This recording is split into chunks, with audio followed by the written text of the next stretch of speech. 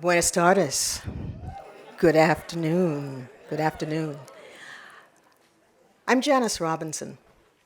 I wear a couple of hats. I'm Vice President for Diversity and Community Affairs and Associate Professor of Higher Education. But I just have to tell you, I'm just looking out at I guess, our alumni, right? And it really, come on, let me hear it, let me hear it, let me hear it.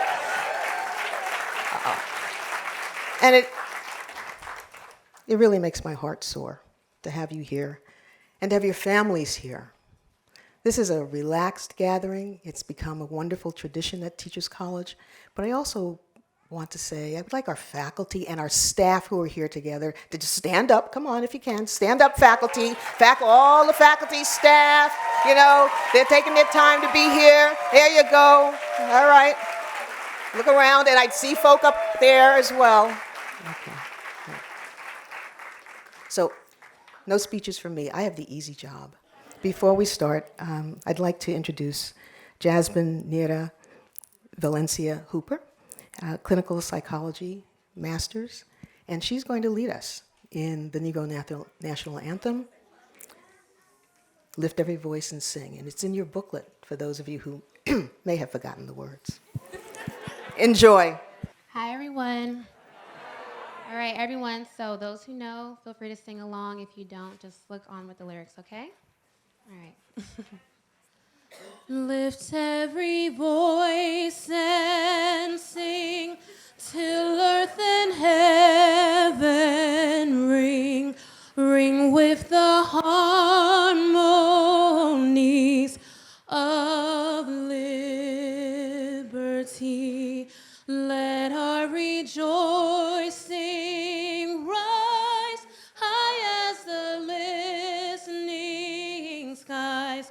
Let us resound loud as the rolling sea. Sing a song full of the faith that the dark past has taught us. Sing a song full of the hope that the present has brought us. Facing the rising sun of our new day begun. Let us march on till victory is won. Thank you. Thank you.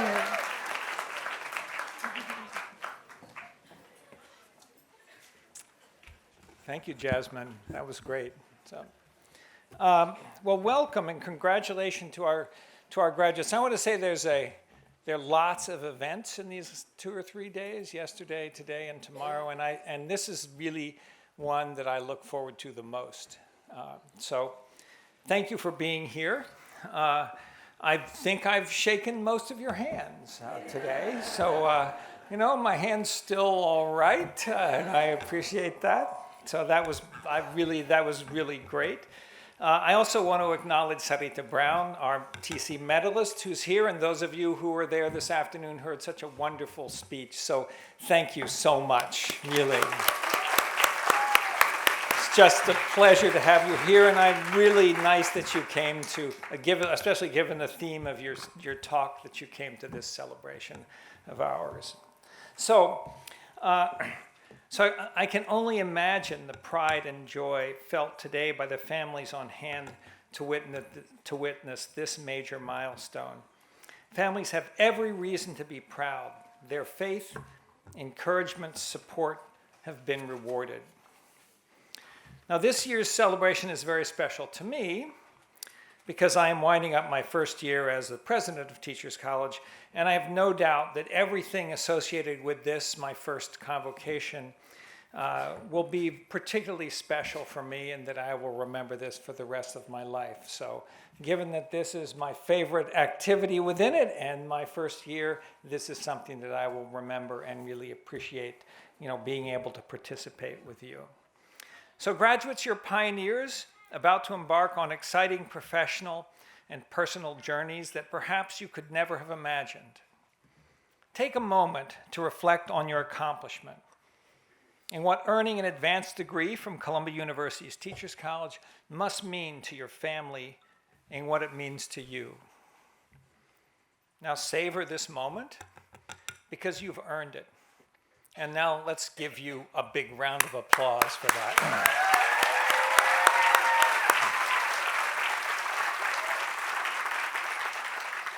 I think we need to give a big round of applause particularly to your families. So thank you so much.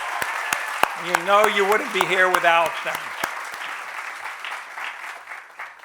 So I'd like to share a brief reflection on what your accomplishments mean to Teachers College. As first-generation scholars, you have brought unique, valuable, diverse perspectives and life experiences to your work, to your relationships with classmates, professors, mentors, and to our staff. Your contributions to our teaching, research, and practice enterprise have been invaluable. So I just want to emphasize what an important part of the community you are and how much you actually add to it. I mean, I think our institution would be much, poorer without your presence here. So we certainly believe in the power of education to understand and help solve many of society's more complex and pressing problems.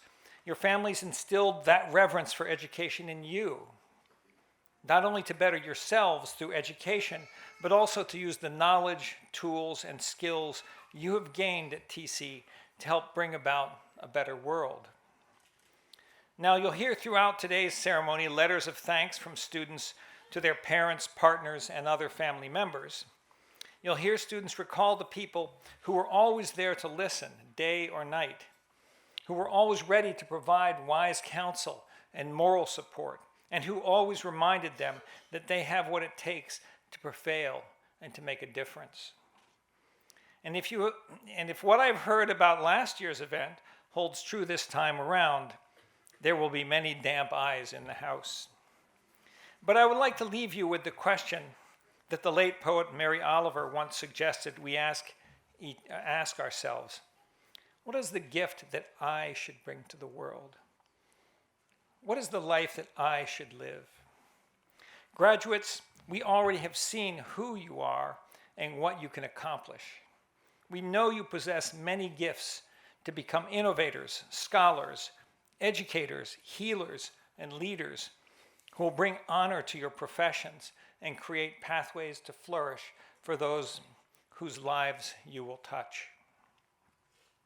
So I have three parting hopes for all of you. First, I hope each and every one of you will stay closely connected with Teachers College. I certainly hope you will make TC your first option for professional and continuing advanced education. Those of you going on who have masters and want to go into a PhD, we have some excellent PhD programs here. And I definitely hope you can give whatever you can of your time and talent to make the TC experience for future students at least as enjoyable and rewarding as it was for you, if not better. My second hope is that you will take the fullest advantage of your TC education and experience, both to build on society's successes and to correct its flaws. So the future is filled with hope and opportunity for everyone. And finally, perhaps most important, I hope you'll have many occasions for feeling the kind of pride and joy that your families feel for you today. So I extend my heartfelt congratulations to everyone in this room today. Thank you.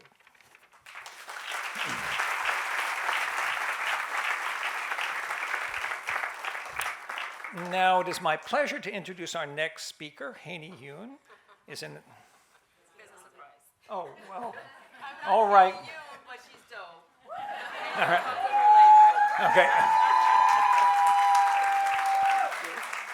Hany, what's up? All right, so you're going I'm to going to introduce talk. I'll talk a little bit. All right, okay. Can I use your remarks to introduce her? Yeah, you certainly can. Okay, I'll do that. Thank you. There was something so cool she said I wanted to say it. Oh no, but I'll let you can- say. I'll let can you say it, and you I'll can stand say it. next to you. Okay, as you can do say that. it. This is what I was really looking forward to saying this, Hany, because she was a former school teacher and became interested in conducting research about young children because, and this is the quote, a lot of kids are labeled as underperforming, but when we look at their practices outside of what is deemed normal, they're doing lots of really sophisticated things. And we can capture that through studies of play. So I think that's great. I really like that. I'm going to remember that all the time. There you go. Thank you. Okay. Thank you. How's everybody doing? You're doing great? You look great. You look beautiful. Let's give it up for President Thomas Bailey. Let's give him another round of applause. I want to say good evening, or is it afternoon? Good afternoon, and buenas tardes. Before I continue, I want to also acknowledge that we are standing on stolen land, and that we are on the land of the Lenape peoples. And if we can take a moment of silence to honor the indigenous folks who were here before us.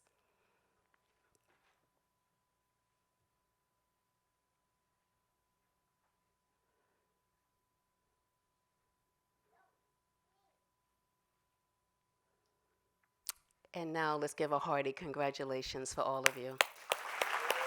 Right. Thank you. So graduates, my name is Yolanda Sealy Ruiz, and I am, thank you.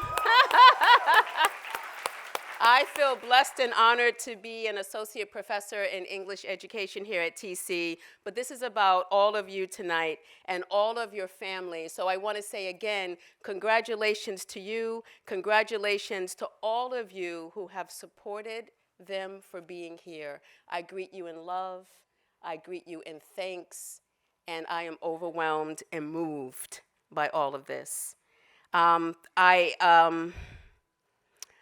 In an era where it is becoming more challenging for students to obtain a college degree and pay for it, right? The feat of these graduates, what you all have accomplished, the fact that you've gotten your advanced degree from Teachers College, Columbia University, is something that is worth applauding over and over and over again. And to you, friends and family and loved ones, you need to be applauded, for without you, this group of first-generation scholars would not have made it. In your hearts, you know this to be true. You know this to be true because you can name the sacrifices that you have made for them to get to this point. And graduates, you know this to be true because you know the love that they have for you, the belief that they have in you, the financial and the emotional support has been their financial and emotional support has been the wind beneath your wings. So indeed, education seeks to level the playing field and create a balance of opportunities for those who bear the brunt of inequity and inequality. Education, love, and sacrifice of family helped me to become the first generation PhD in my family and get this beautiful purple robe. Right? So it is my goal, indeed, that I will not be the last in my family to do so. And when I reflect on educational spaces, and particularly college campuses, I think specifically about the protests by Black students across the country, historically and even now. I also think about the students in Puerto Rico last year, amidst all that the island endured, walked out of their college campuses, refusing to attend classes as an act of resistance to what was happening on the island of Puerto Rico.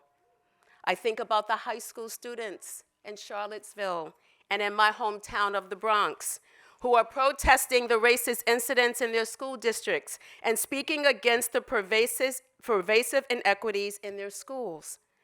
And even before they have reached college, these students understand the power of fighting for an equal education. And as much as they understand the power of an equal education, they are also willing to disrupt their education, to put their education on the line, to bring about change for their peers, for themselves, and for the generations that they will never meet. So it has always been students of color and their co-conspirators on college campuses where resistance to the status quo has brought about change. So those of you here at TC, as you hold on to your degrees and you exit out into the world, you may or may not have battled those same type of wars that these students have been in, but you are going out, degree in hand, into a society that needs you, a society that needs your resistance to the status quo, a society that needs your vision for a world that perhaps you've not yet seen. And with your degree in hand and your resistance in your heart and the hope that you hold, you will bring about change to institutions and to our society, particularly in education and healthcare and psychology. That's the three strands, y'all here, you know that, right? That's TC. And so you will bring about change for children who look like you and other children who are in the struggle to thrive. And as Bettina Love tells us, we want to do more than survive. We wish to thrive. So communities who have resisted oppression and inequity have always been community focused. We have never really been individualistic. We have been socially driven and we work collectively for the betterment of ourselves and for our humanity. And I want to remind you more than anything to love one another. When someone in your community is successful, bask in that as a community achievement. When they are down, lift them up. Remind them that the struggle has prepared us, that we come from greatness wrapped in fortitude, and that through this greatness and this fortitude, you will be able to thrive. They will be able to thrive. What was that? Okay, beautiful. Beautiful. Whatever you said is beautiful, all right? And always remember your responsibility to each other, to our communities, and to the world that we now call home. You are as real as you are magical. And we thank you for the magic that you brought to TC. First generation magic is in the way that you find joy. It is the way that you find joy in the most difficult circumstances. First generation magic is the way that you think deeply about your communities as you strive to advance conditions in our world. First generation magic, it's the way that you look at each other without saying a word, and you just know. First generation magic is the way you know and experience the world. First generation magic knows it's not just who you are, but who your friends are, who helps you along the way. First generation magic is in every move that you make. First generation magic is wanting more for others than you want for yourselves. You are first generation magic.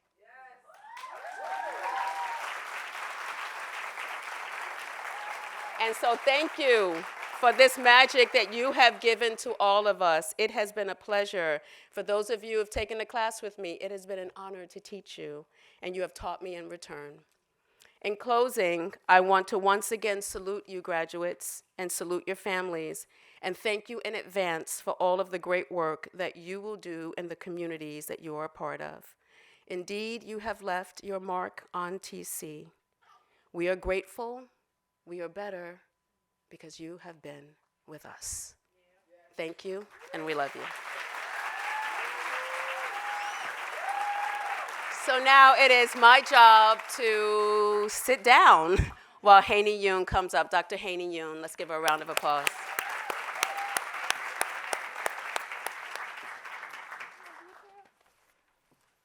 Okay, so I want everybody to try to speak after Dr. Yolanda Sealy-Ruiz talks and see how nerve-wracking it is.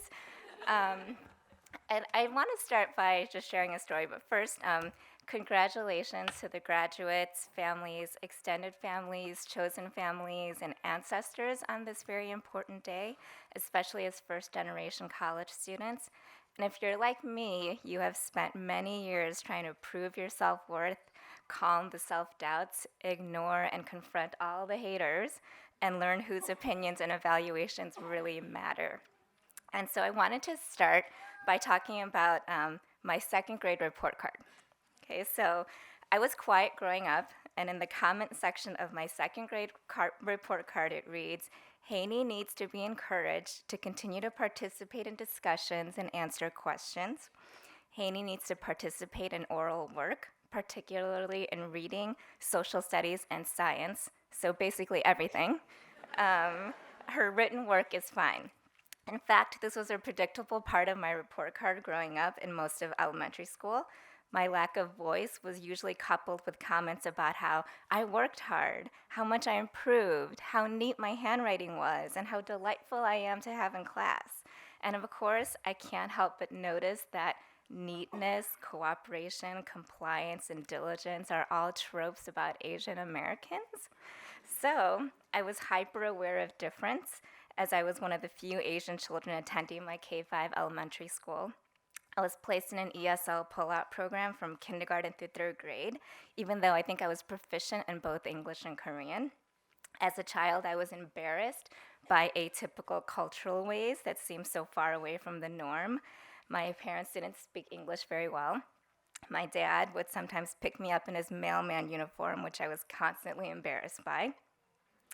My parents never I told myself I wasn't going to cry. This is not happening. My parents never chaperoned field trips. My father worked during the day. My mother worked at nights. They rarely came to school events. They hardly talked to my teachers because of language barriers. They were not PTA president or in charge of bake sales or organizing class parties. And while some children at school want their families, their cultures, and their experiences to be visible, I often wanted invisibility. And at school, my experience felt out of place, and my tendency was to keep things hidden from my peers and teachers. School was not a space where I wanted to be vulnerable or open. School was a place where I kept my head down, did my work, and tried my best to go unnoticed, trying desperately to fit in.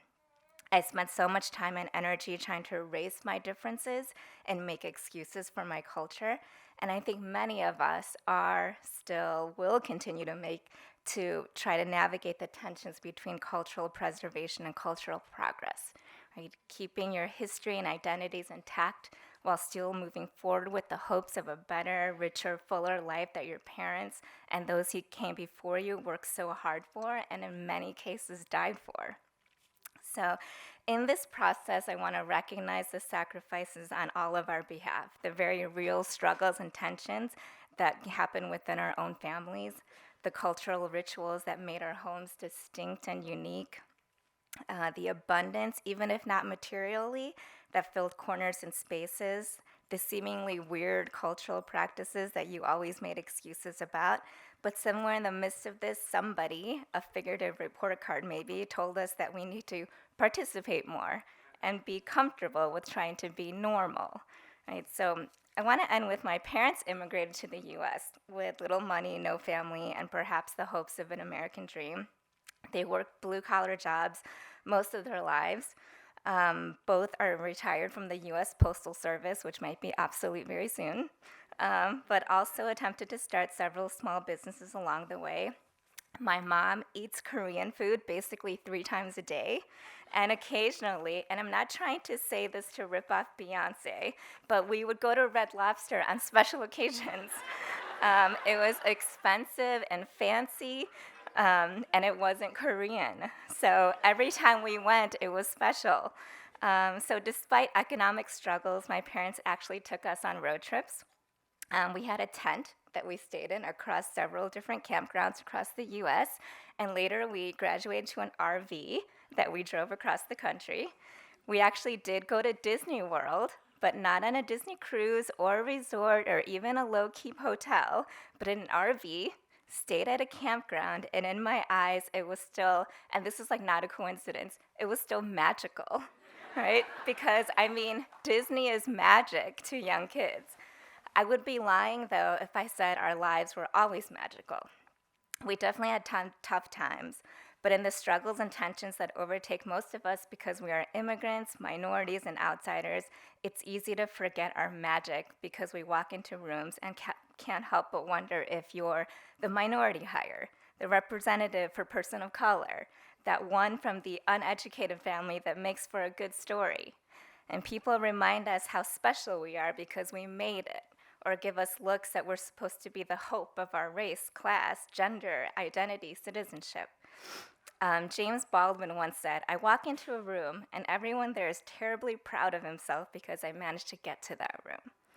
But I encourage each of you to walk into rooms knowing that you belong there. Or as Yolanda Seeley Ruiz always reminds me, and I can't see her because I'm so short, she always reminds me, this is our time. You are not conditional. You are not here to make other people feel better about their progress. You do not exist for other people's benefit, but you just basically are here. So I honor all of you who are here and have arrived, and I hope this helps you center your story to rewrite comments on report cards on what other people think of you, and that you revel in the magic that comes with being different. Congratulations.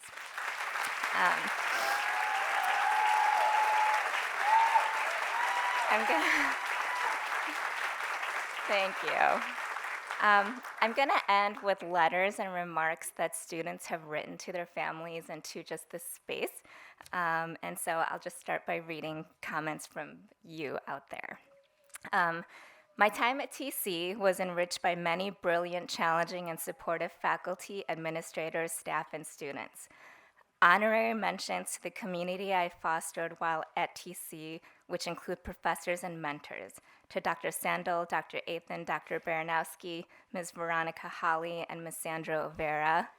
My time at TC would not have been the same without your courses, guidance, and support. Special thanks to the Rural Student Group, Black Student Network, Higher and Post-Secondary Education Association, and the Coalition of Latinx Scholars for amazing fellowship and programming that fostered community and created spaces for all voices. Being first gen in this space means more to me than receiving a degree. It is the opportunity to break barriers and be a role model to those who may feel that higher education is not possible. For me, being a first-generation graduate, and in fact, first woman in my extended family to graduate, is a really big deal because it means I have fulfilled my mother's wish and her sacrifice had meanings. So at this moment, I want to say thank you, Mom, for believing in me when no one else had and continuing to love and support me. Yes, it's my degree, my diploma, but the overall goal and the intention is more than that. It's for you, me, my nieces and nephews, my future students, the town, Grandma Dixie, Auntie Mug, all relatives. This is for everyone who believed in me, who doubted me, who hoped I'd fail, for those who say this isn't possible given where I'm from, for the kids who go to school just because but don't know how far they want to go. The degree is for everyone I've met along the way who has believed in my mission and my potential to change the world. To all those who were there for me when I needed it, I couldn't have done this without you. I can't thank you all enough. We did it. Where we come from, image is everything. My only goal is to paint images of resilience, dedication, and love for those who need it more than ever. To my families and friends, it took a village, and I'm grateful to have you as mine. And to Harlem, I'm everything that I am because you housed me. Thank you. Okay.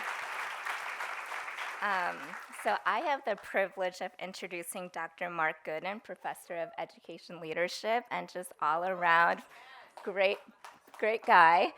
So here's my friend and colleague, Dr. Mark Gooden.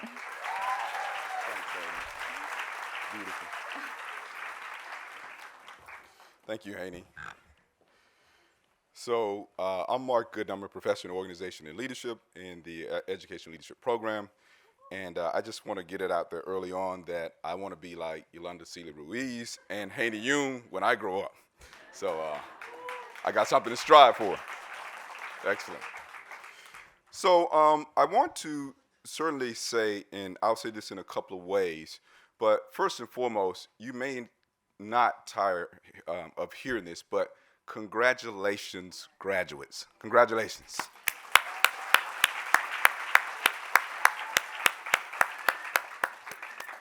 And also, congratulations to parents, significant others, husbands, wives, children, aunts, uncles, mama, grandma, mima, whatever, those folks who have done what they can to really support you and get you here, because I know there were some sacrifices, and we appreciate you loaning them to us for this period of time. But I just want to acknowledge those folks who have supported these graduates. So if you fit in any of those categories, if I missed one, I apologize, but let's just acknowledge them, please. Thank you. Excellent. So the focus of my remarks is certainly the quotes of the graduates, but I wanted to just share a few quotes with you before I get into that. One is by Malcolm X, and it is, "Education is our passport to the future, for tomorrow belongs to the people who prepare for it today." Now you got your passport, right? Are you prepared for the future? Ooh, you sound unsure. Let me try that again. Are you prepared for the future? Excellent, excellent. So one other quote I'll share, and it really harkens back to what I've just said a moment ago, and this is an African proverb, and it says essentially that if I seem tall, it is because I stand upon the shoulders of giants. I stand upon the shoulders of giants. Just a quick story about my own education. I was one of those kids in class who, when Hany was talking about the report card, it connected very well with me that I was the one who got that remark on there who, he does well generally. He's very bright. However, the one where it says, he talks a bit much in class. Yeah, y'all, some of y'all got that too, right? He completes his work and distracts others, right? And they just didn't know at that time that I was really preparing to be a professor, right? So, people may have said some negative things or something that didn't seem quite positive, or maybe they threw a little shade, but they just didn't know that you were preparing to get your degree from Teachers College, Columbia University. They just didn't know, all right? Excellent. So we forgive them for that, right? And my final quote is really from Maya Angelou. And some of you, I know you've heard this one before, but it's always one I have to really remind myself as I'm going through my education journey, as we struggle, we heard earlier, with many of us as people of color in the academy struggle with the Imposter Syndrome, all right? We struggle with that going through classes, but we have to remember that there were a number of folks who really put in the time, the folks who were here, the people who are no longer here with us, and even those folks who came many, many years before us. And the quote's from Maya Angelou's poem, and it says, bringing the gifts that my ancestors gave. I am the dream and the hope of the slave. So as long as we keep that ahead of us, as long as we remember why we're getting this education, as long as we remember who we are in support of and why we came to this space or this place, we can really have a real strong pushback to that imposter syndrome. We can have a real strong pushback to those doubters, haters. Those folks are not going to go away because you have your degree. Some people like to say more levels, more devils, right? So be ready for that. Be ready for that, right? We know that when you are really moving forward and moving into that space of excellence, some people just can't deal with it. But remember, that's between them and their self-esteem.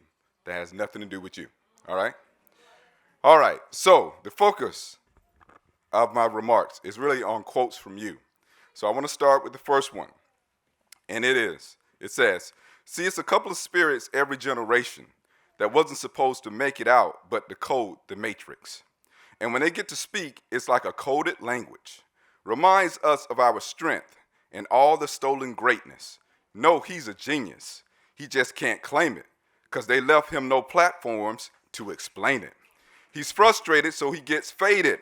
But deep down inside, you know you can't fade him. How long should I stay dedicated? How long till opportunity meets preparation? Dedication, hard work, plus patience. Nipsey Hussle.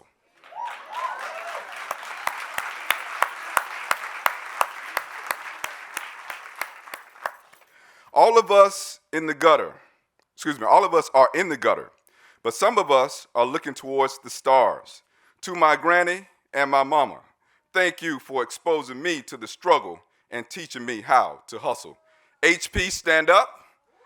94124. I am always thankful to my family and friends. Without their love and encouragement, I would not have been able to see this through to the end. I thank my family, specifically my mother, for all her support.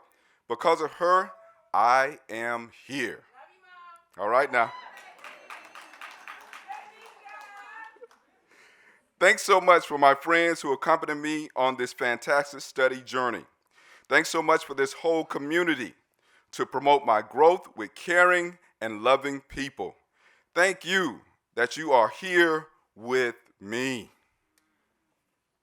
Celebrating this graduation is celebrating the value of each drop of love and care I have received from all the marvelous people that crossed my path so far. In a 42 years lifetime, they are so numerous that it is as impossible to write everyone's name as it is not to cherish each of their contributions.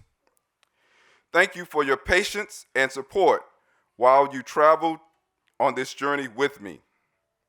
Your belief in me inspired me when the road was tough. It always amazes me how believing in someone can get a person so far in life. My family believes in me, and because of that, I was able to achieve what they had set out for me to do in life. Education is important. Knowledge is valuable. Intuition is sound, and truth brings value to different trials and circumstances. Stay true to yourself, your value, and be persistent. I had a wonderful experience at TC. The caliber of my professors and classmates, combined with the strong curriculum and the vibrant environment of New York City, all contributed to a magnificent experience. Last but not least, congratulations to my colleagues of the 2019 cohort. We did it.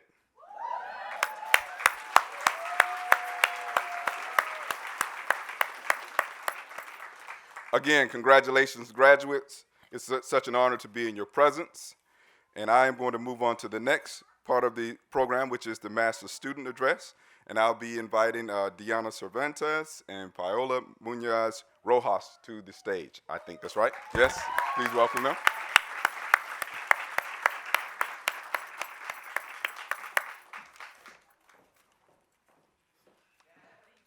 You all look so lovely.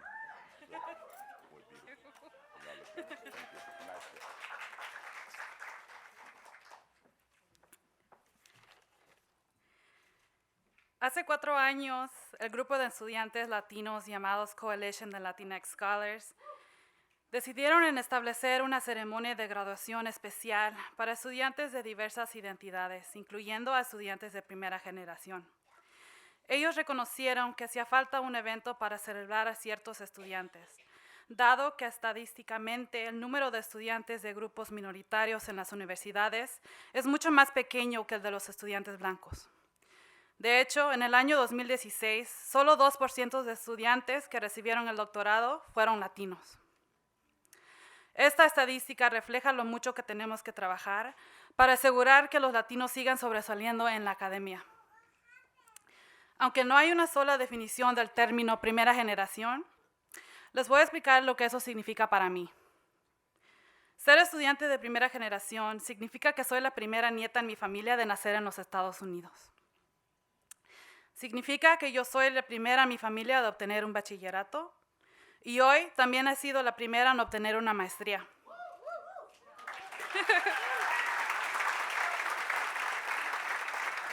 Thank you. También significa que, como muchos de mis compañeros, he tenido que aprender cómo navegar un sistema de educación que no entiende ni aprecia mi cultura mexicana y menos mi cultura indígena. Dado sistema no reconoce los valores que mis padres me han inculcado. Nosotros como estudiantes que pertenecemos a los grupos minoritarios somos menospreciados y constantemente nos enfrentamos al racismo. El sistema educacional es uno que no fue diseñado para estudiantes como yo, hija de inmigrantes y estudiantes de bajos ingresos. Ser estudiante de primera generación significa que yo sola tuve que buscar la manera de formar mi camino hacia el éxito. así como lo hicieron mis padres, quienes llegaron a este país de Oaxaca, México, hace 74 años, sin nada más que su dignidad y esperanza. A pesar de todo esto, mis compañeros y yo hemos luchado para seguir resistiendo este mismo sistema. Hoy, presentes tenemos a 115 estudiantes que han logrado superar muchos desafíos. Compañeros, desde el fondo de mi corazón los felicito y les deseo lo mejor en sus futuras carreras. No olviden ayudar a los demás para que también logren llegar a esta ceremonia algún día.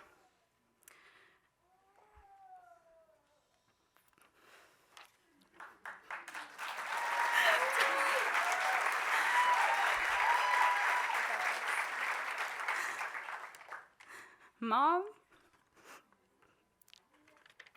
Dad, thank you.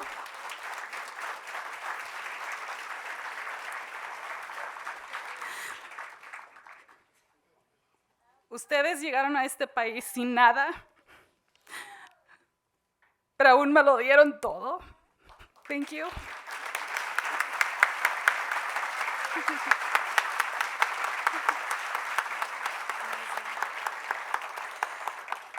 I'd like to introduce Paola Muñoz Rojas.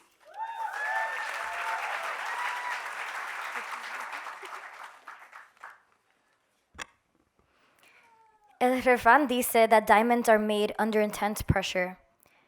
But there are days when the heavens themselves never felt so dense. In the Bronx, everyone and their mothers look just like me, and I look exactly like them. Los niñitos on my block carry pounds of gorgeously kinky hair upon their heads, up until they were old enough to take the heat lashed on by Dominican salons. An act of alchemy where Las Hermanas del Calor transforms baby girl's frizzy crown into silk. Pelo malo, dice tu mamá. To which baby girl responds, pero mami, mi pelo nunca se ha portado mal. I beg to differ. Her pelo is mean as hell because baby girl's greña swallowed up the salonist's entire comb and coughed it back up into pieces as an act of resistance. Yeah. On Sunday mornings, los vecinos would bless you with 20 Hail Marys and 2 sloppy kisses to the cheek. As a child, I'd pay close attention to las vecinas' sharp adobo-stained nails. With their right hand, they were ready to snatch anyone that came for their life. And with their left, they mastered the art of measuring the right amount of sazon to add to their special paella de mariscos, an act of love and resistance against the bland as hell gringo food that had been introduced by the neo-colonialists gentrifying mi barrio.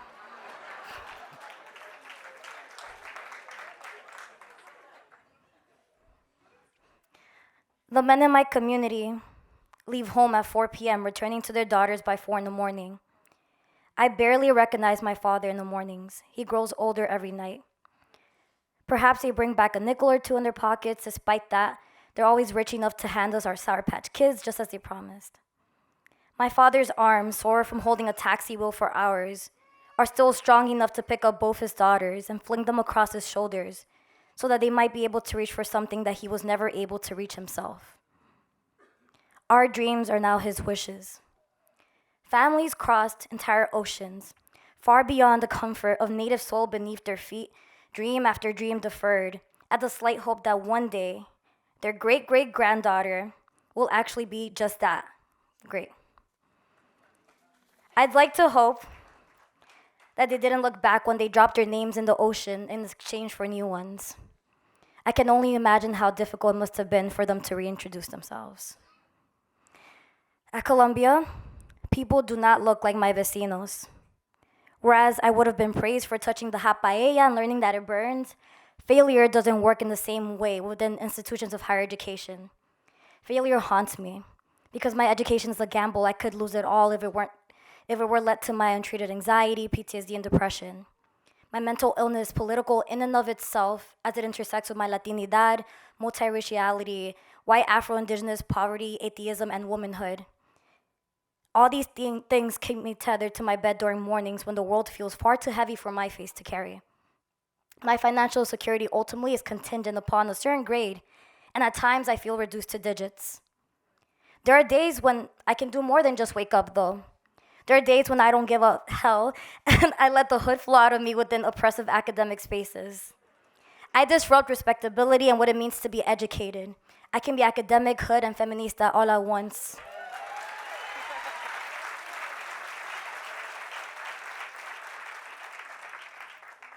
And just as I expect for the ways in which I have and continue to be educated, to be honored within academic spaces, I also expect for this world to honor the experiences and physical presences of my father, mi tía, my sister, my friends, my community, y mi mamá en el cielo que me educó a mí.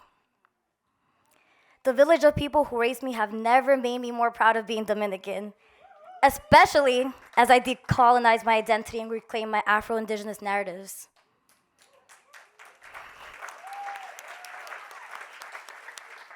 I love that my hair is political and that it has a mind of its own, just like mi mamá and my father. I love that luchando is a habit because I've witnessed it being done over and over and over again from my own community. Indeed, it does take a village to raise a child. And more than that, I love who I am. I've grown to love myself, and this is a revolutionary act in and of itself. Every day, I see myself grow, perhaps not vertically, along with everyone else around me, back home. This is the place that my father had us reach for, and there are entire stratospheres that I have yet to see for myself. I only regret that I cannot bring him and my aunt along with me sometimes so that they may witness for themselves the fruit of their labor. The world has grown 3 times its size, and it feels heavier than ever before, but I hope it doesn't. Despite the tremendous weight I carry now, I could not imagine a greater honor. I will proudly carry my pueblo along with me. Because of everything that I am, the whispered prayers and narratives of the Dominican diaspora in the South Bronx, esto nuevo mío es mío para reclamar. This new world is mine to reclaim. Thank you.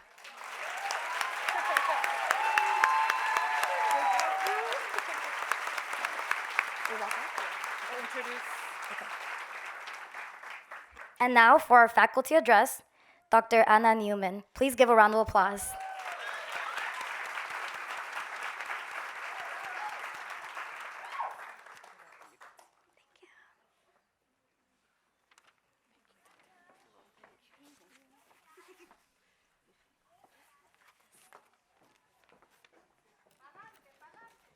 Hello, everyone.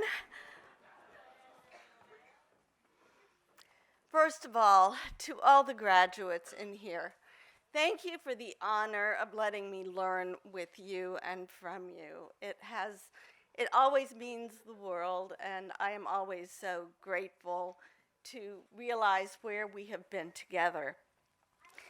Many of you in here, or at least some of you, know me as Professor Newman.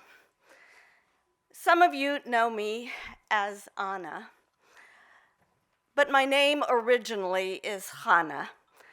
I was born 7 years after my father's liberation from Auschwitz and Buchenwald concentration camps, and 7 years after my mother's liberation from Shargorod, a Ukrainian labor camp where, as a teenager, she was incarcerated for 4 years.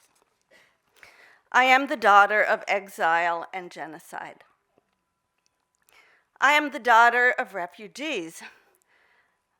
My father from Slovakia and my mother from Romania to the state of Israel, where I was born and spent my earliest years. At age 6, I, with my family, boarded a ship for America, carrying only hope, moving to several dusty Texas border towns, settling in Brownsville at the tip of South Texas. I am an immigrant. Moving to Texas, I spoke only Yiddish, my home language, and Hebrew, the language of Israeli schools, struggling hard to pick up the English and the Spanish of my new world. I am a non-native speaker of English. I am also a first-generation high school graduate, and I am a first-generation recipient of a college degree.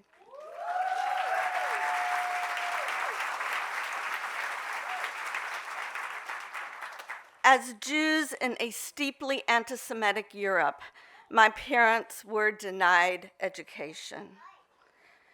Graduating from Brownsville High School, I enrolled in Texas Southmost College, a 2-year institution, and later completed work toward my BA at the University of Texas in Austin. I am proudly a community college student and also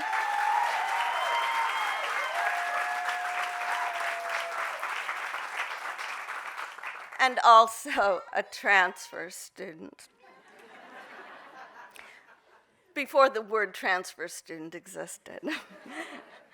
That I went on to earn a master's degree and later a PhD, and that I have held 2 full professorships at 2 prestigious universities, was all so above and beyond my parents' wildest imaginings. I can still see their eyes. I've dedicated my life and learning to all they shared in words and love, and all that in suffering they could not put into words. I admit I struggled. I fell many times. I had no map, no light, no guide. Just risk, lots of fear, plenty of confusion. Failure, too. But I did learn a lot, and 3 things I will share with you today. First, I learned that light and love are everywhere, even in the darkest of times. But you have to go look for them, and you have to dare to find them. Second, I learned of strength, that it too is not bestowed. It's in me, and it's in you too. And thus my job and your job is to bring that strength to life, and then to let it lead. And third, I learned that often plans and goals collapse. Failure does happen, but dreams, when they're for the good, never really die. Often they return to blossom, and in the most surprising of ways. Of love, strength, and dreams. And now our graduates speak. I am here because of my father, who taught me to love books. This is from our graduates. My grandmother, who taught me to love the local library. My Chicago community, who believed in me so much, I feel I can achieve anything.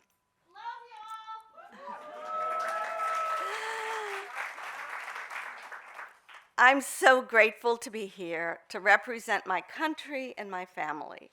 I have learned here how loving and honest friendships materialize amid anxiety and depression. I could not have asked for better people to cry and laugh with and to love.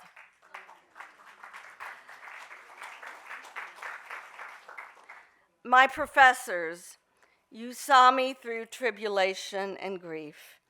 You offered outstanding critique and direction through my dissertation. I could not have done this without my mentors, professors, teachers, my significant other. I dedicate my achievement to those who believed in me when I could not see the possibilities before me.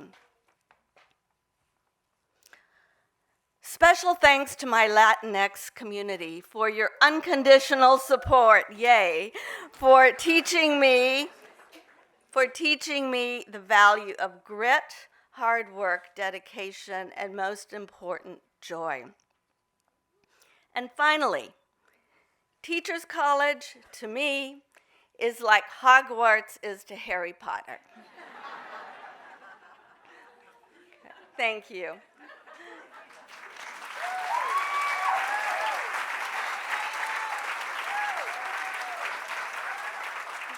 I am now honored to introduce as our next speaker, Professor Carmen Martinez Roldan from our program in bilingual bicultural education. Oh, there you are. Thank you. Thank you for your words. Queridos graduandos y familiares, dear graduates and relatives, congratulations. Thanks to the Coalition of Latino Scholars for inviting me to share this incredible moment with you all. I was also a first-generation scholar, although I can't say that at my graduation I really grasped what it meant. I started understanding better the implications of my academic and professional journey when I saw how some Puerto Ricans at home and some Latinos here in the United States saw my success as their success. I have learned that our journey, how we embrace the good and not so great moments, means a lot to others and gives hopes to others. And that our actions, as small as they can be, even if we don't see them as transforming the world, are actually impacting the world. We are part of a collective that goes back in time and projects itself into the future. And this sense of history and solidarity gives more significance to our stories. We are not alone, and we wouldn't be here without the support of many. In my case, I come from a working-class family background. As a young woman, my mother worked in New York in garment factories, sewing pieces of clothes all day. She returned to Puerto Rico and married my father, a humble man who repaired TVs. 3 years later, they adopted me. My mother stayed at home taking care of me and my sister, and I still don't understand how they managed to raise us with so few resources and no other financial support. So my Puerto Rican parents' involvement in school was, as in the case of many minoritized students in the United States, different to what mainstream middle-class education and culture expects. I don't remember having a bed study time, but I do remember that for my parents, education was a priority. Their parental involvement was ensuring that we didn't miss classes and that we completed our school homework. And today, with no bed study time experience, I am a literacy researcher in bilingual context. Thank you. As a Teachers College professor, I want to thank you all because you have contributed greatly to make TC a better place, where the exchange of ideas should also honor diversity of voices and experiences. Even if you don't realize it, the questions you asked in your courses, the examples you offered, the topics you chose for projects, all made a difference and had an impact that we can't measure today, but that it is in no way less transformative.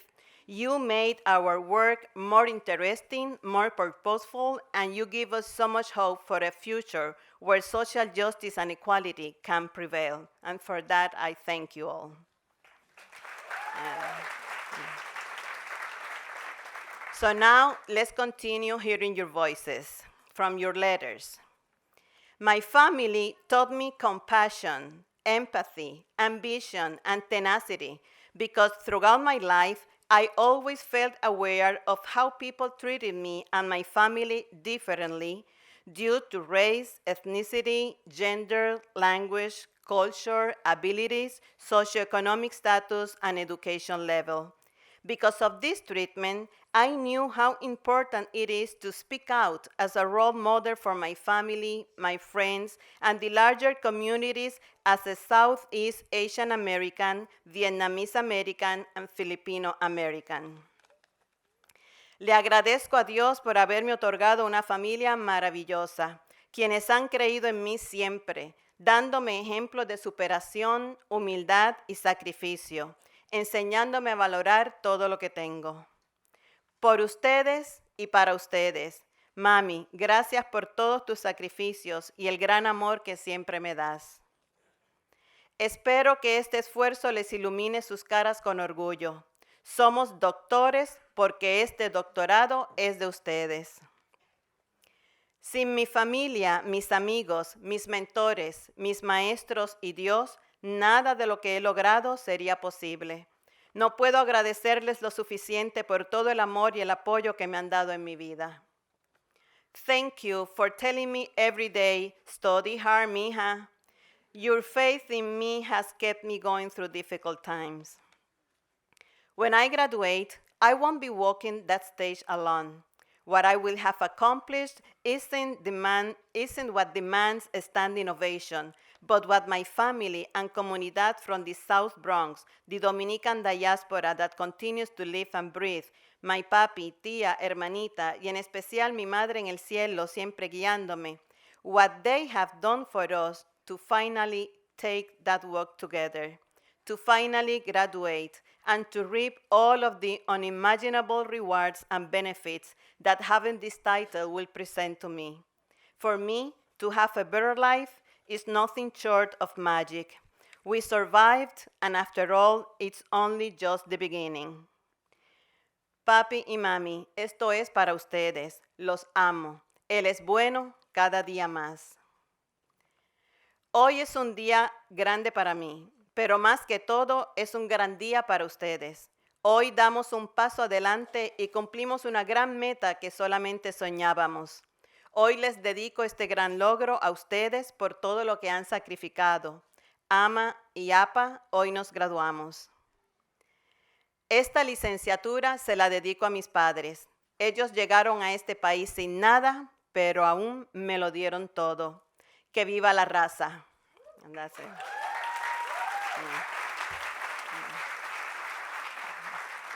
And now let's receive doctoral student Marielle Bouquet.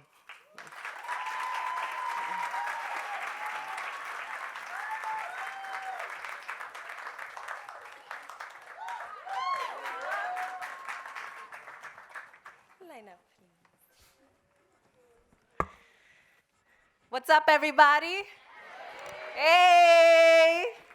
I see some beautiful faces in the crowd. It's so good to see y'all. This is my favorite celebration. I graduate today. Okay? All right. Class of 2019, where y'all at? I want to hear y'all. Woo! Yeah! Ven pa' acá, vengan. Todito, pa' allá, pa' allá, pa' allá, pa' allá, pa' allá, pa' allá. This right here is my tribe. Okay.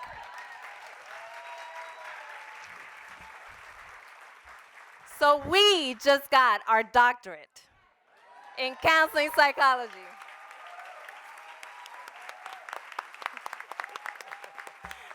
Somos doctores, todos nosotros. I knew my dad was going to cry. Vente para acá, para que te vean. Yo quiero que todo el mundazo te vea. Okay. All right. So I'm going to read because my memory is long. So first of all, I'd like to thank the Creator. Thank you, God, for having me here. I almost failed out of TC my first year.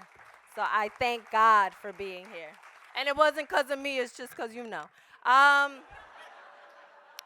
So I want to first thank you, Juan Carlos, for inviting me to this celebration, and Janice and the TC and the faculty here. And I'd like to just, I'm going to be shouting out a lot of people, so just bear with me because there's a lot of people that contributed to this. This takes a village. And so I want to make sure that you are all honored. Yoli, Queen. Hey, I love you. I love you. You are seen, Queen. I see you. To my tribe, my extended family, Santos and Diana, I love you so much. And my mentors, Liz, Marie Maville, Dr. Marie Maville, the reason why I am at Teachers College, my advisor and my confidant. I appreciate you so much. Dinelia, te amo con todo mi corazón. Daryl, my posse, Court, Lucy, Ed, Mark, Morgan, I see you in the crowd. I love y'all. Joe, my spirit sisters, Maxie, Jen, Ed. Okay, so now I'm going to get to my speech. So to our family and friends, can we give them a roaring, just resounding cheer? Woo!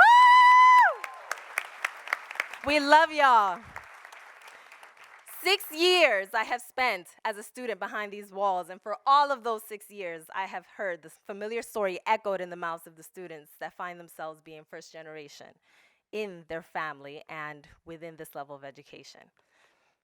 It has been the story of the common struggle. Y'all know what I'm talking about, right? Tell it. It's a story of isolation, of feeling like you don't have a guide to help you navigate the inner workings of the ivory tower. It is a story of immense pressure we place on ourselves to be the first in our families to quote unquote make it. It is a story of pain mixed with pride, of injustice mixed with fearlessness, but most of all, it is a story of triumph. You see, we were planted in this institution for a reason. It is a reason that perhaps transcends your understanding, and it certainly transcends mine. I came to TC not knowing what an Ivy League institution was. I'm from Newark, New Jersey, Brick City in the house. Anybody from, yeah, okay. I didn't know what the words ivory tower meant, the elite and elitist aspects of it, and more so what it meant for my overall psyche, well-being, and sense of belongingness. I didn't know that being a working class Black Dominican immigrant in an ivory tower was going to be synonymous with loneliness, sadness, and failure.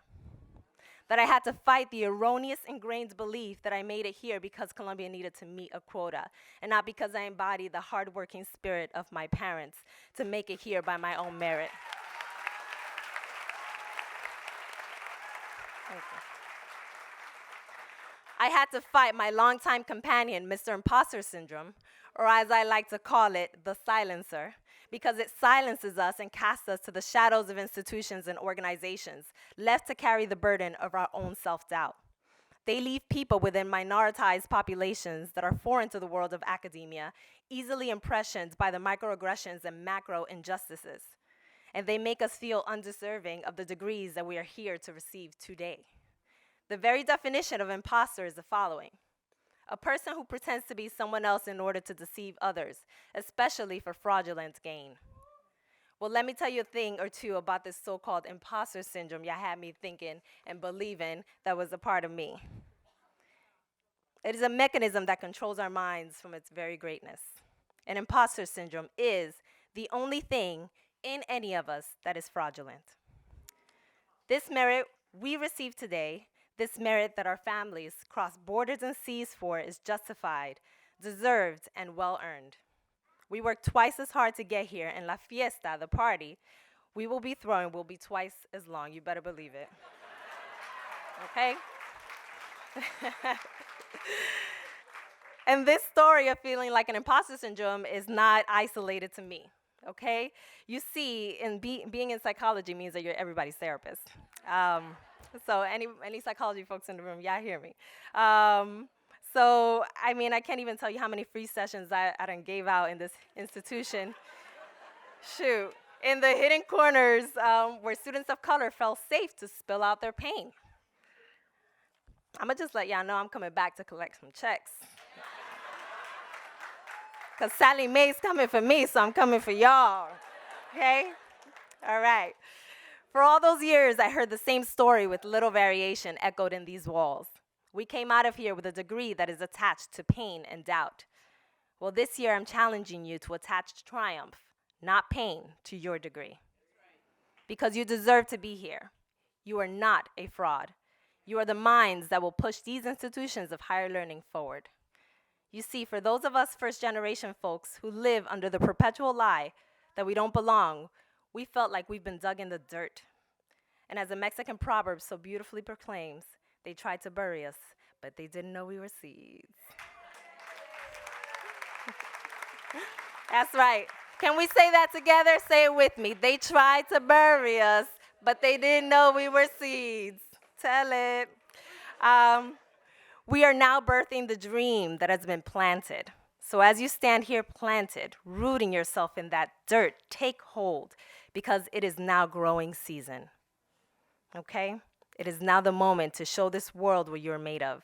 And whether you grow to be a willow tree or an oak tree or a mango tree or my papi's favorite, an avocado tree, rest assured that you will be beautiful, tall, and magical and phenomenal.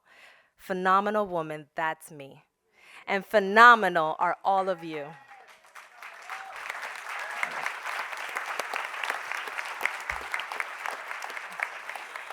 We are phenomenal because look around you, we come from phenomenal people.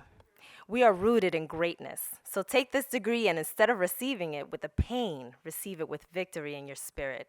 For this is our university as much as it is anyone else's.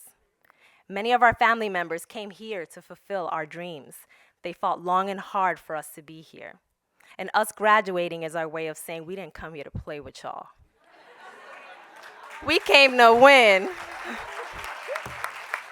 Oh, all right. Y'all know. It is the season of proclaiming that we belong, taking back our confidence. We are the dream keepers, the dream builders, the dream keepers. I urge you to live by the words of the great disruptor and artist James Baldwin. The world is before you, and you need not take it or leave it as when you came in. To our families, our village, our ancestors, para nuestra familia, nuestro pueblo, nuestros ancestros. Esta meta es para ustedes. Los graduados son los que tomaron esta maestría y este doctorado. Pero ustedes son los verdaderos campeones y merecedores de este gran momento. Our degrees are marked with our names, but you are the real MVPs, families, and friends of this journey. You are the most deserving of this moment. Mami querida, mi negra bella, mi papito lindo, mi Ita, my right lung, a recent lung transplant recipient and survivor.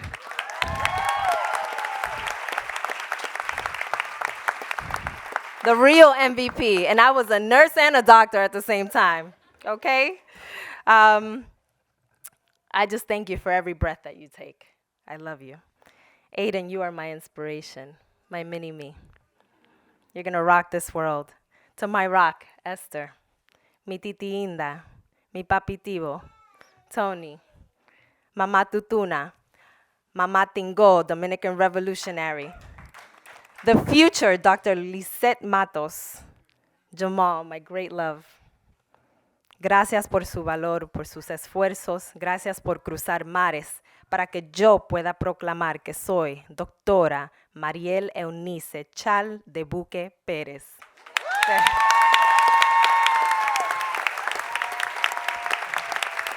Thank you. With a cocked hat, because that's how we do. Okay? To our families, thank you for crossing seas and terrains so that we could proclaim that we are the Teachers College graduates of 2019. Because of you, we can. Because of you, we are. And because of you, we will. Congratulations to us all. Juntos pudimos.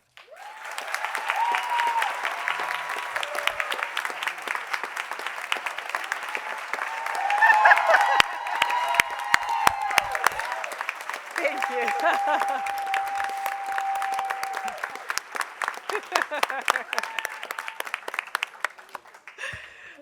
All righty. We would like to hear more from our faculty and also from the stories of all of the graduates. So I'd like to present to you Dr. Amina Tawasil. Thank you very much. Congratulations and God bless.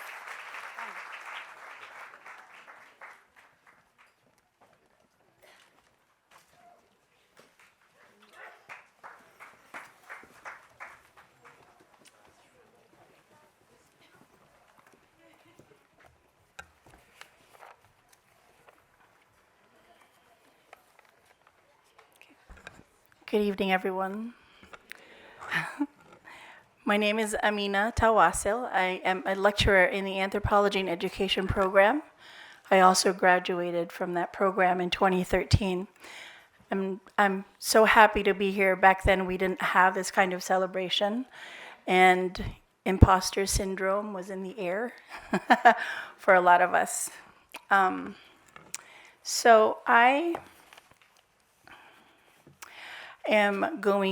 prepared something, but I don't have the pointers for you to take away from, so take away what you can. I am a Muslim from the Sulu archipelago. I'm from the Tausug indigenous tribe, born to a father whose father was a headman of a fishing village. To get to my village today, one would have to take a 27-hour flight from here to Manila, and another day of land and sea travel. The Tausug, a word that means people of the current, are known for their domination of the South Seas. They had established an Islamic sultanate and launched piratical raids against Spanish colonial settlements for 500 years, well up until the United States created the Philippine Commonwealth in 1935. My mother comes from a wealthy Catholic Filipino family that is also part Spanish, but fought against Spanish colonization. If you're familiar with the history of the Philippines, having parents coming from both the North and the South is almost a guarantee for a life of contradiction. For generations, Filipinos from the North, like my mother, read from history books that described the Moros, Muslims from the southern Philippines, like my father, as savages with tails like monkeys.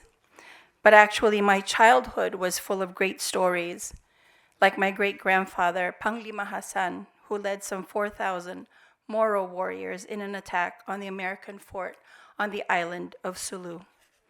In 1972, civil war broke out between the North and the South.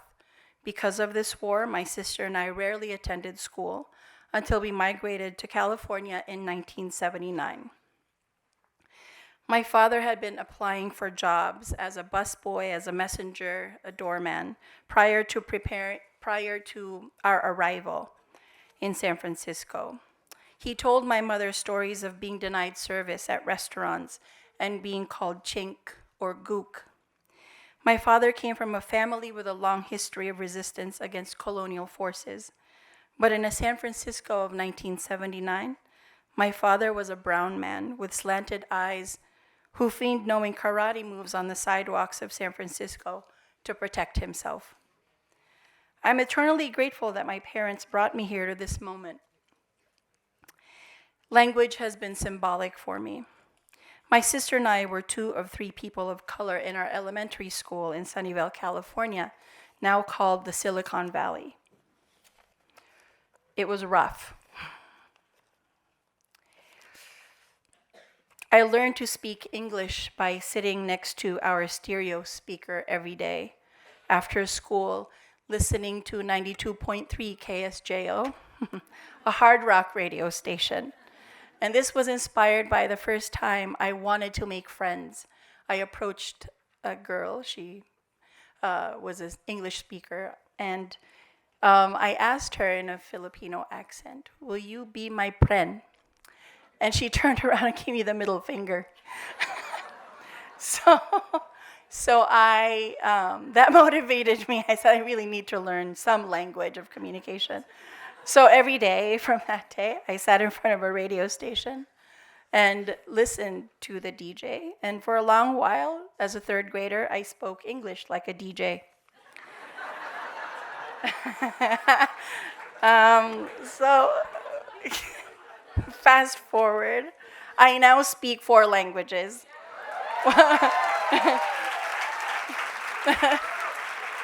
My tribal language, which I disregarded because I really felt like it's not a language. But I learned later that no, I'm proud of this. And one being Persian. I lived in Iran for about 18 months and I did my dissertation field work there. I have 3 graduate degrees from 2 Ivy League institutions, TC being one of them. The first from my village, the first in my family. But what I want to share here tonight is about another language that I have yet to figure out, the language of privilege and power. I am perpetually uneasy between my parents' struggle for bringing us here and my supposed task of finding some meaning in my life or making meaning out of freedom as a first generation. As the years pass, I become more and more weary of the possibility that perhaps this idea of self-actualization that is supposed to be on me, my responsibility, as the universalized norm that I'm supposed to aspire for, comes from the same ideology that justified the colonization of so-called lesser peoples like mine. That somehow those who are not interested in finding the meaning in their lives are lesser than me and must be shown the light. I am vexed in ways more than my parents ever were. As a first-generation college graduate, I'm today occupied with questions more than before. Most often, finding insightful answers from my students here at Teachers College. Some of them are here tonight. So thank you very much to all of you. I've learned so much from you, and once again, congratulations. Thank you.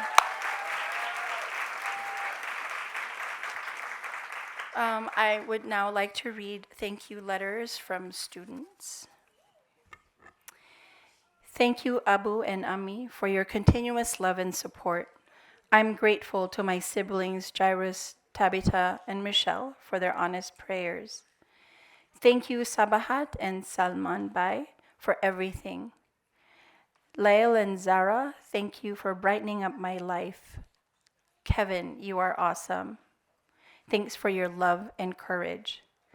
Thank you, Dadi John, Nano, Dada John, and Nanaji. I know you are all smiling down from heaven. Thank you, God, for an amazing life. You, Almighty, gave me strength to complete my journey. Amen. Thank you for bringing my dreams to reality. Thank you for trusting me always. Thank you for your unwavering support and belief in me. Thank you for keeping me in your prayers, for your kind words and encouragement along the way. They have sustained me throughout this journey. My success is our shared success. To God be the glory. Thank you for your financial and emotional support. You inspire me to strive for greatness every day, and I'm happy to say that I now carry 2 degrees. Thank you to my partner for helping me in this journey. You're truly wonderful. Shout out to my guinea pigs, children, Emma and Hope, and to my ferret, Michael the ferret.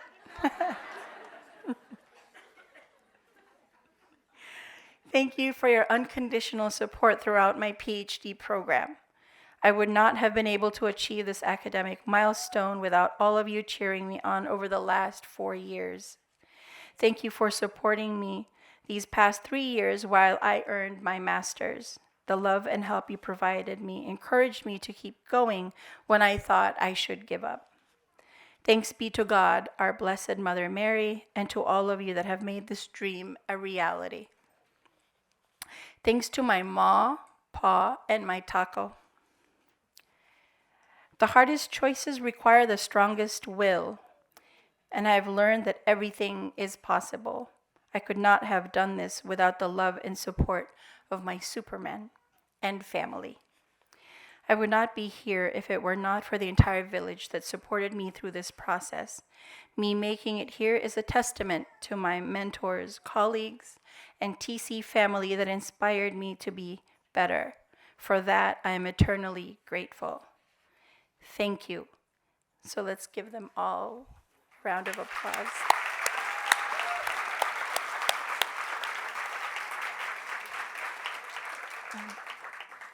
I would now like to invite Dr. Christopher Emdin to the podium. Thank you.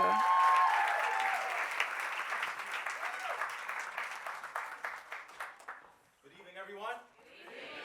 So I have been charged with reading the names of the graduates so that we can celebrate them and their families. However, and I know y'all been hearing a lot of speeches thus far, you know, you can't have me last at the joint and not have anything to say at all. So I will share some words if that's okay. The first thing I want to share is this. If you look at the program and look at all the graduates and all the presenters, you will find that 3 out of 11 of the speakers this evening have been from the borough of the Bronx. That's about 27.27% of the population, which only goes to support my theory that the Bronx will save the world. So that just has to be said. You know what I mean? The X, been throwing the X's up before Wakanda. So that's first. Second, there's been this resounding theme throughout all the conversations around the challenges or the impact of imposter syndrome on the graduates and even some of the faculty. And my theory has always been that we collectively have an antidote to imposter syndrome through the concept and construct of being ratchetdemic. I have always told folks that to be ratchetdemic is that brilliant merging of the ratchet and the academic. For those who are not familiar with the construct of the ratchet and who may perceive that to be a mechanical device, ratchet within urban communities is the exemplification of all negative characteristics associated with marginalized groups that may mean they have a mode of communicating or engaging that are not respectable. Your ratchet friend speaks a little louder, has a little bit more color, has a little bit more flowers on their graduation cap, has a little tilt in their graduation gown. There are all these things that give us our magic. And imposter syndrome requires that you give up those things in pursuit of what is perceived to be academic. Once we recognize that our first generationness, our ratchetness, is actually a gift that those who do not have that experience can never possess, we start realizing really quickly that they're the ones who should feel like imposters. The absence of the magic of your uniqueness, your Islamic identity, your hood identity, your Caribbean identity, your Latinx identity, that magic is what makes you special, as long as you merge that with being academic. Sitting here today, having graduated from one of the top institutions in the world in education, means that you've been qualified to hold on to the academic identity. The minute you hold on to that concurrently with your ratchetness, there is an immediate antidote to imposter syndrome. You ain't got to be worried about that no more. Through your ratchetdemic identity, you are delivered. And thirdly, prior to naming the names, I want us to look at this idea of celebrating equity, inclusion, and empowerment, and hold on to that beyond this event, but as you go out into the world. But do not celebrate equity if equity means that you're the one person in the room who represents equity.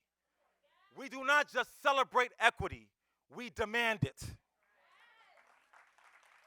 When we talk about inclusion, do not celebrate inclusion if inclusion is simply a blanket to hide the concept of assimilation. You do not go to a place and want to be included if they cannot include you on your own terms. Inclusion is not a synonym. Inclusion is not a synonym. Inclusion is not a synonym for respectability and acceptance by power wielders. And finally, celebrating empowerment is a daily enterprise, a daily exercise. Realize that you are empowered by virtue of your existence alone. Your degree has got you here, but your degree won't save you. What you need to be empowered by is the family that brought you to this place. Do not be empowered by this gown. Y'all, celebrate the gown, but this don't empower you. You're empowered by the folks who brought you to be where you are today.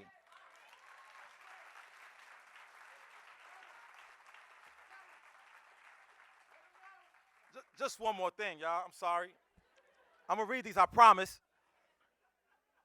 The final thing is this, and this is, advice specifically to the graduates. We're going to celebrate with the families, but I want to give y'all some advice that I didn't get when I got this degree, coming from where I'm from, that I had to learn the hard way, and that I hope you will carry with you today as you go forward. And it is that in the world of academia or the world writ large, you will always encounter three types of people. And you have to know how to deal with each of those people for the sake of your survival. The first group are builders.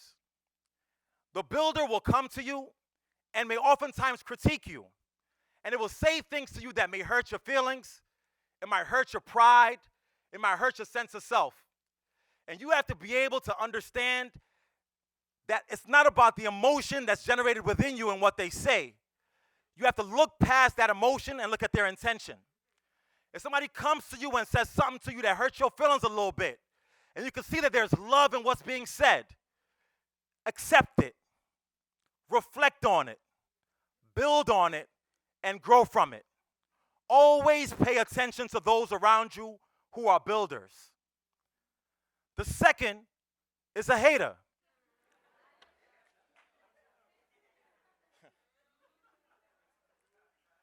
Visibility, a degree, the fact that you are celebrating who you are, your acceptance into worlds that you had not even imagined you could be in. Once you walk into those spaces, you will have people who have the same credentials you do, without the life experience you do, without the magic you do, and by virtue of the magic you have, they will hate on you. And you have to understand that haters don't deserve your energy. A builder you listen to closely, you reflect on, and you grow from. A hater you ignore. It's the hardest thing to do in the world, to ignore a hater. But it's the one thing that pains them the most. When you walk with your swag intact, despite all they say about you, it kills their spirit and elevates your consciousness. Listen to a builder. Ignore a hater. And the last group is just suckers.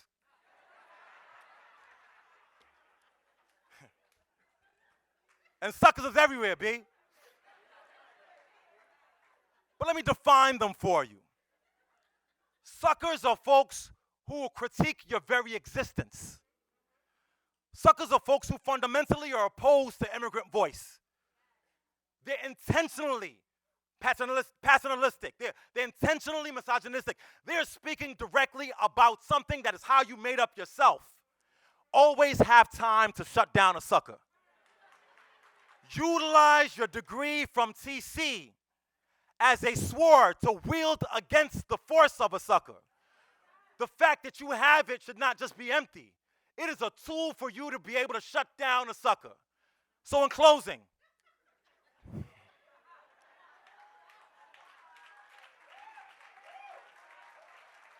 pay attention to a builder. See past the emotion and see their intention. Ignore a hater, because they will come. And use your degree to shut down any sucker that comes across your path. And with that, I am charged with calling out the names of the graduates. Please ensure that you turn up for each of the graduates. This is the part of the program where ratchetness is accepted. You got horns, use those. So we celebrate the graduates and their families. Dante Jennings.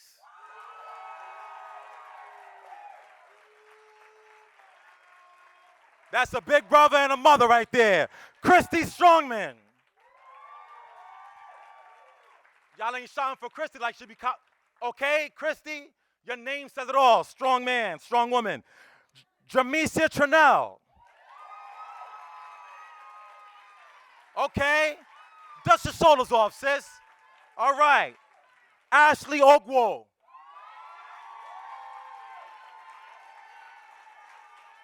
That's a very particular type of turn up, if you guys didn't understand that. That is a Nigerian turn up. It is very unique. Okay. Theresa Guerrero. Go ahead, Theresa. Chuan Ma. Chuan, where you at? Come on now. This is how you know people are going to do great things in the world, when they got mad last names. Larilyn Patterson Parms Ford. What? Gangster. Jasmine Nira Hooper. Go ahead, Jasmine. Okay. Robert Louis Charles.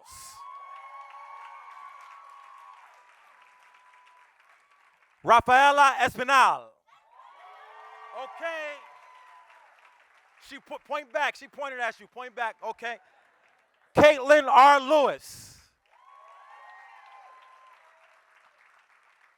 Lalith Lashman. All right. Than Win. Good, Than, celebrate, okay? I love this one because the student is just graduating, but they entered their name with their degree. It says John E. Williams, PhD. Don't get it twisted. Okay? Yes, yes. Regina Brown. Regina, where you at? All right. Marty Hernandez. Yes. Omar Rodriguez Esparza. That's the 3 names again. It just sounds important. Zhao Zhen Yang. Anansa Benbow. Ashley Sapon. I see you, Ashley. Stephanie Caballero. Or Caballero, my bad. Tatiana Webb. Roxana J. Flores Velasco. Better put all your names on that card. That's right. Daisy Garcia.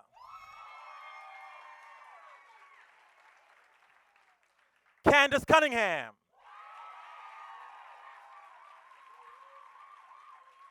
Eliza Eckstein.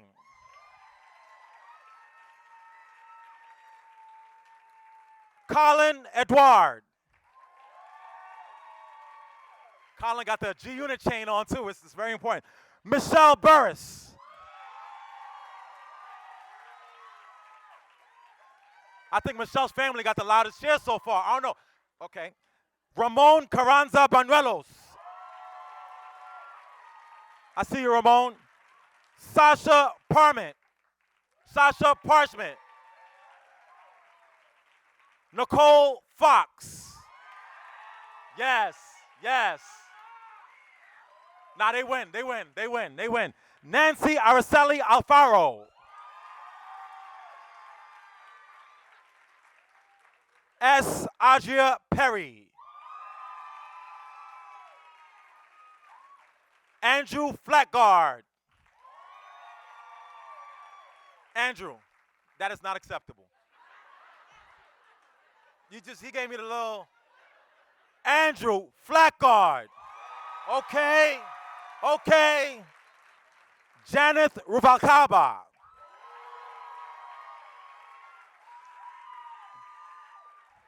April Leon Ortiz.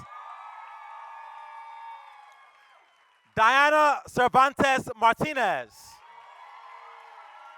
Beautiful speech.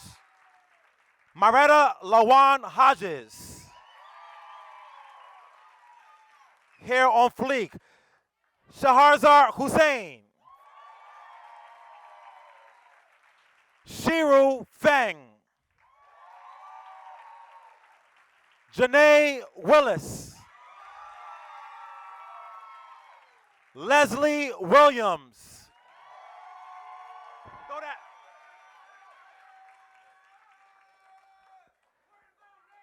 Talk that talk. Okay. Kayosamara McPhee. Pamela Janao Reyes. Janae Harris. Okay, Janae. Christine Harding. Alice Carrion. Pooja Carr. Anna Urea. Xiaojin Liu. Jaquita Gray. Yes. Beyonce hair flips and all. Charmin Hussein. Paola Munoz Rojas.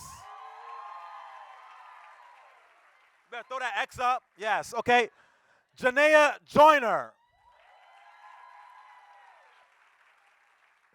My heart, Marielle Bouquet.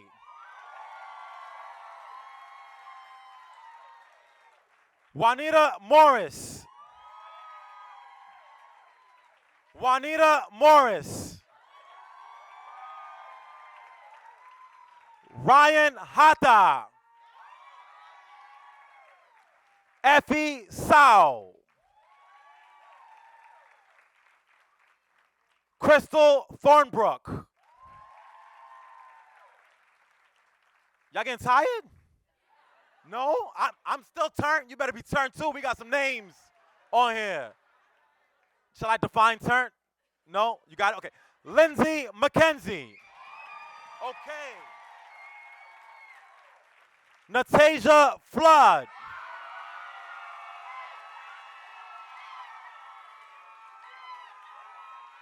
That felt like a flood. Okay. Carolina Varela. Sierra West Williams. Carrie-Ann Simone Maria Sejour.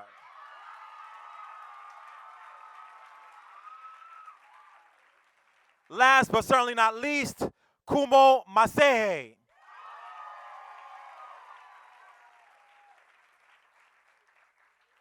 I ain't get your card, sis. What's your name, sis?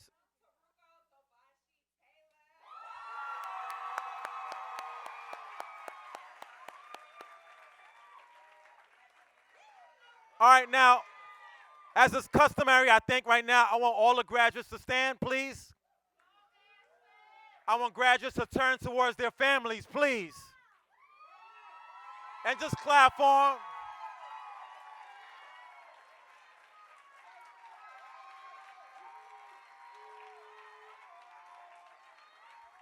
Now, attendees, I know I was the one who invoked the ratchet, so please forgive me. Right now, we'll have all the graduates walk out. Families, please wait for them all to walk out. And then after that, we can continue our celebrations together.